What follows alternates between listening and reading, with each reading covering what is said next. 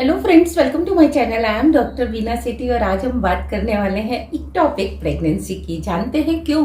क्योंकि हमारी एक व्यूअर जो है बहुत ज़्यादा नाराज हो गई है हमसे कि हमने इक्टोपिक प्रेगनेंसी पे वीडियो क्यों नहीं बनाया। तो आई होप कि वो हमारा ये वीडियो देखेंगी और खुश होकर कमेंट जरूर करेंगी। तो आइए जानते हैं कि इक्टोपिक प्रेगनेंसी और साथ में आइसोथैमिक प्रेगनेंसी या हेटेरोट्रोपिक प्रेगनेंसी क्या होती है और ये नॉर्मल प्रेगनेंसी से कैसे डिफर है, इसको कैसे हम आइडेंटिफाई करते हैं, इसके सिम्टम्स क्या है और इसका ट्रीटमेंट क्या है, इससे जुड़े हुए रिस्क क्या है, इन सबको आज के इस वीडियो में हम जानने वाले हैं। तो आप आमतौर पर जानते हैं कि 2 फैलोपियन ट्यूब्स होती हैं, जिसमें से क्या होता है एवरी मंथ एक एग सेल आती है, 2 ओवरीज होती हैं इस तरीके से, और इन दोनों ओवरीज में से जैसे एक बार इस ओवरी से आया तो दूसरी बार इस ओवरी से एक एग सेल आती है जो कि यहाँ फैलोपियन ट्यूब में रहती है, एक बार इधर से तो एक बार इधर से। अब हमारे जो स्पर्म्स इधर से एंटर करते हैं वो क्या करते हैं, फैलोपियन ट्यूब में उसको फ्यूज करते हैं एग सेल को।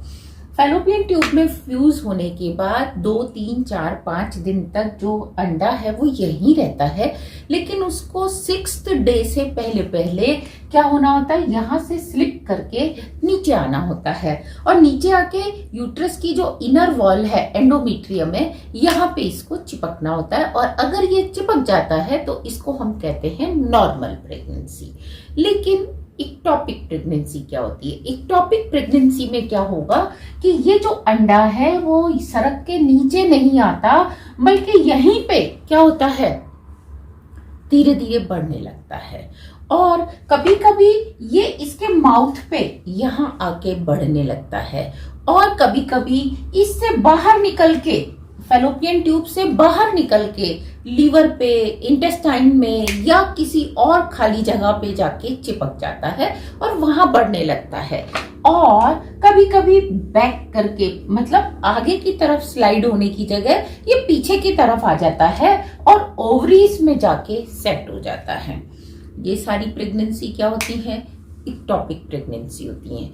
और इसमें आप देखेंगे कि रिस्क आपके बेबी को तो है ही पक्का, लेकिन आपकी जान को भी ज्यादा होता है। क्योंकि पहले जमाने में जैसे कहते थे कि आपको अगर पीरियड्स मिस हो गए, आपने कंसीव कर लिया तो 2-3 मंथ्स तक डॉक्टर के पास जाने की जरूरत नहीं है, उसके बाद आप जाके चेकअप कराइए। ऐसा बिल्कुल नहीं करना।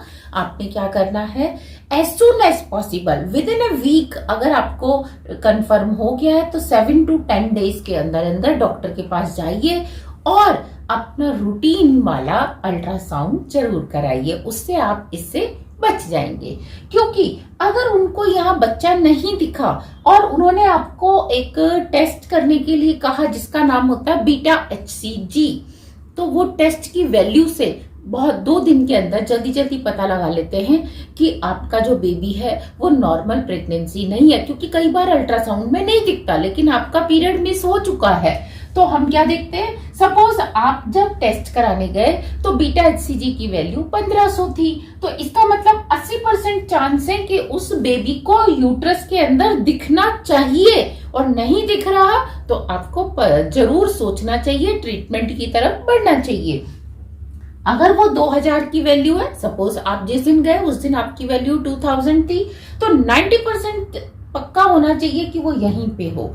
और अगर 2500 है तो 99.99% आपके बेबी को यूट्रस में आ जाना चाहिए और अगर नहीं आया है तो खतरे की घंटी बज चुकी है। और आपने क्या देखना है, ऐसे में आपको 48 घंटे के बाद डॉक्टर्स दोबारा बुलाते हैं। जरूरी नहीं है कि मैंने 2000 या 1500 लिख दिया तो इतनी ही वैल्यू होगी, हो सकता है आपकी 1600 हो, 1700 हो, 1400 हो, 1300 वैल्यू हो। तो विद इन 48 आवर यानी कि 2 दिन के बाद उसकी वैल्यू क्या हो जानी चाहिए, डबल हो जानी चाहिए। और अगर वो डबल नहीं हो रही, कम हो रही है या धीरे धीरे उल्टा लो होती जा रही है, तो इसका मतलब क्या है, या उतनी नहीं बढ़ रही, 1600 से 3200 होनी चाहिए, लेकिन वो 1600 से क्या है 1700 हुई, 1800 हुई, इस तरह से अगर धीरे धीरे बढ़ रही है तो भी क्या है, खतरे की घंटी है। और अगर 5000 वैल्यू आने के बाद भी आपका बेबी यहाँ नहीं दिख रहा, तो ये तो हाई अलर्ट है, आपको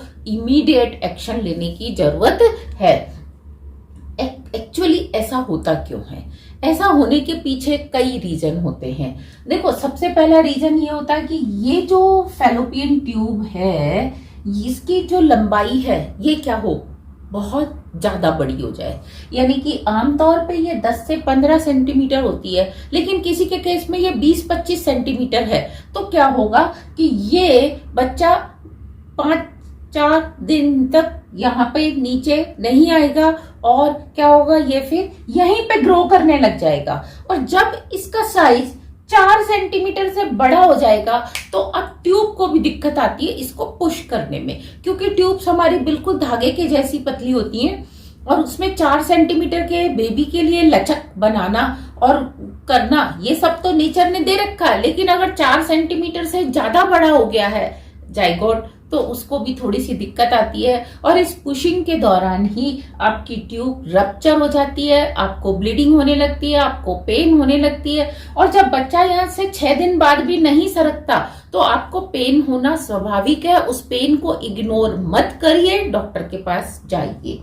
दूसरा, कभी कभी यहाँ पे अभी मतलब बच्चा धीरे धीरे बढ़ रहा है, लेकिन टाइम यहाँ ज्यादा हो गया, 4 सेंटीमीटर से बड़ा नहीं हुआ, लेकिन हार्ट बीट आ गई बेबी के अंदर। हार्ट बीट आने के बाद भी फिर वो बच्चा आगे सरकना बंद करने की कोशिश करता है, वो वहीं पे अपने आप को क्या करने लगता है, स्टेबल करने लगता है। तो ये भी एक रीजन होता है कि आपको इक्टोपिक प्रेगनेंसी हो जाए। फिर है ट्यूबल अबॉर्शन। इसमें क्या होगा, कभी कभी ये जो बच्चा है वो जाइगोट इधर आने की जगह क्या होगा, बाहर निकल जाएगा, और जैसे वो ट्यूब उसको पुश कर रही है, तो उसको जाना तो इस ट्यूब में से आगे चाहिए, लेकिन सपोज यहाँ से आपकी ट्यूब वीक थी, या यहाँ से वीक थी, यहाँ से वीक थी, तो वो बच्चा क्या होगा, बल्ज करके बाहर आ जाएगा। तो इसको हम बोलते हैं ट्यूबल अबॉर्शन। तो इसमें भी आपका बेबी नहीं बचता, बल्कि वो बेबी क्या होता है, आपके पेट में कहीं और आ जाता है, लीवर से चिपक जाएगा या आपकी इंटेस्टाइन से चिपक जाएगा, तो वहां पे वो फिर कॉर्ड बनाने की कोशिश करेगा, आपको ब्लीडिंग भी होगी, आपको पेन भी होगा। तो प्लीज ऐसे पेन को आपने इग्नोर नहीं करना है। इसके साथ हम क्या देखते हैं कि कभी कभी आपने कोई ऐसी मेडिसिन ली है, या आपकी पहले से सर्जरी हुई है, तो उसमें आपकी ट्यूब्स थोड़ी सी स्क्वीज कर जाती हैं। कभी कभी आपकी एज ज्यादा हो गई है तो भी स्क्वीज कर जाती हैं, या आपकी हाइट बहुत छोटी है तब भी वो छोटी होती हैं, स्क्वीज होती हैं, तो आपको इक्टोपिक प्रेगनेंसी के चांस ज्यादा होते हैं।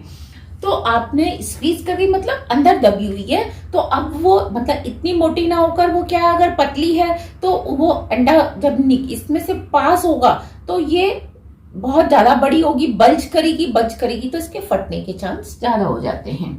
इसी तरीके से अगर आपको पीसीओडी पीसीओएस है, तो उस केस में क्या होगा, जैसे कि ये आपकी ट्यूब थी, अब अंडा अगर सरकता हुआ ये स्मूथ होती तो आराम से चला जाता, लेकिन यहाँ पे क्या हो गया, कोई सिस्ट आ गई। अब ये सिस्ट क्या करेगी, इस अंडे को बाहर नहीं जाने देगी, बल्कि इसको पीछे की तरफ या ऊपर की तरफ या नीचे की तरफ पुश करने की कोशिश करेगी। तो इसीलिए कहा जाता है कि आप अपने पीसीओडी और पीसीओएस को ट्रीट करिए प्रेगनेंसी से पहले। और आपने अगर पिल्स ली हैं, मतलब कॉन्ट्रासेप्टिव पिल्स ली हैं, कॉपर टी लगवाई है, उस केस में भी जो फैलोपियन ट्यूब्स होती हैं वो थोड़ी सी स्क्वीज हो जाती हैं, अब इनएक्टिव हो जाती हैं, वो उसको पुश नहीं करती, तो आपको इक्टोपिक प्रेगनेंसी होने के चांस हो जाते हैं। या आपकी बॉडी एसिडिक है, एसिडिक बॉडी में भी हार्मोन्स कम बनते हैं, तो फिर बेबी जो है वो उतनी स्पीडली हार्मोन्स नहीं बनते कि ये इसको पुश कर सके। तो आपने क्या करना है, इस चीज का ध्यान देना है। कभी कभी अगर आपने आईवीएफ कराया है, तो उसमें क्या होता है, एक से ज्यादा जाइगोट आपकी बॉडी में इंट्रोड्यूस किए जाते हैं। तो कभी एक तो आपके यहाँ नॉर्मल पोजीशन पे जाके उसका प्लेसेंटा बन गया, लेकिन दूसरा सपोज फैलोपियन ट्यूब में सरक के चला गया, तो क्योंकि वो तो प्रेशर से इंजेक्शन से भेजते हैं, तो ऐसे केस में भी जो प्रेगनेंसी होती है उसको हम क्या कहते हैं, हेटेरोट्रोपिक प्रेगनेंसी कहते हैं, कि एक बच्चा यहाँ बड़ा हो रहा है और एक बच्चा यहाँ, दो बच्चे एक साथ हो रहे हैं। तो उसमें क्या करते हैं, इसके ट्रीटमेंट के लिए डॉक्टर्स जो है इंजेक्शन लगाते हैं, एक तरह की एंटी कैंसर ड्रग्स होती हैं, और वो यहाँ पे लगा के इस बच्चे को क्या करते हैं, धीरे धीरे धीरे धीरे श्रिंक करके और फिर यहाँ से खींच लेते हैं। अच्छा, अगर दो बच्चे नहीं है, नॉर्मल में एक ही बच्चा है और आपको इक्टोपिक प्रेगनेंसी हो गई है, तो क्या हम डीएनसी कर सकते हैं? हम बिल्कुल डीएनसी नहीं कर सकते, क्योंकि डीएनसी के जो टूल्स हैं वो केवल आपके सर्विक्स के थ्रू होते हुए यूट्रस तक ही जा सकते हैं, वो फैलोपियन ट्यूब में नहीं जा सकते। तो इसके लिए सर्जरी ही एकमात्र ऑप्शन है। दूसरा, कई बार कुछ ऐसे भी होते हैं कि इसको स्क्वीज कर करके इसको इधर की तरफ पुश कर दिया जाए, तो इस केस में भी इसके रप्चर होने के चांस ज्यादा होते हैं और डैमेज होने के चांस भी ज्यादा होते हैं, आपकी जान को भी खतरा आ जाता है। तो इसीलिए बेटर होता है कि आप अगर एक फैलोपियन ट्यूब को रिमूव करा भी लोगे तो उसमें कोई दिक्कत नहीं है, कम से कम आपकी 50% जो है आपकी अभी भी फर्टिलिटी बची हुई है। और यहाँ एक बात ध्यान देने की बात ये भी होती है कि मेडिकल साइंस में किसी भी चीज का रीअकरेंस होना जो है बहुत ही कॉमन है, यानी कि किसी को अगर एक बार इक्टोपिक प्रेगनेंसी हुई है तो दोबारा भी उसको इक्टोपिक प्रेगनेंसी होने के चांस बहुत ज्यादा होते हैं। तो प्लीज मेरी आप सबसे रिक्वेस्ट है कि अगर आपको एक बार भी इक्टोपिक प्रेगनेंसी हो चुकी है तो आप दूसरी बार इतने अलर्ट रहिए कि अभी आपका पीरियड मिस हुआ और दूसरे दिन आप जाके डॉक्टर से अल्ट्रासाउंड कराइए और डॉक्टर से फॉलो अप लेते रहिए। आपकी जरा सी लापरवाही से आपकी जान और आपके बेबी की जान को खतरा हो सकता है, आपकी फर्टिलिटी जो है वो पूरी खराब हो सकती है, दोनों ट्यूब निकालनी पड़ सकती हैं। तो यहाँ आपने क्या देखना है कि अगर एक खत्म हो गई तो दूसरी में क्या है, अंडे बन रहे हैं, आपके पास आ रहे हैं, आप मतलब और ऑप्शंस को ऑप्ट कर सकते हो। यहाँ पे आप इस पूरे को कहने का हमारा सेंस ये है, जो इसका क्रक्स है, कि सबसे पहले डॉक्टर के पास एज सून एज पॉसिबल जाइए, अपनी हिस्ट्री को, अपनी फैमिली की हिस्ट्री को ध्यान रखिए।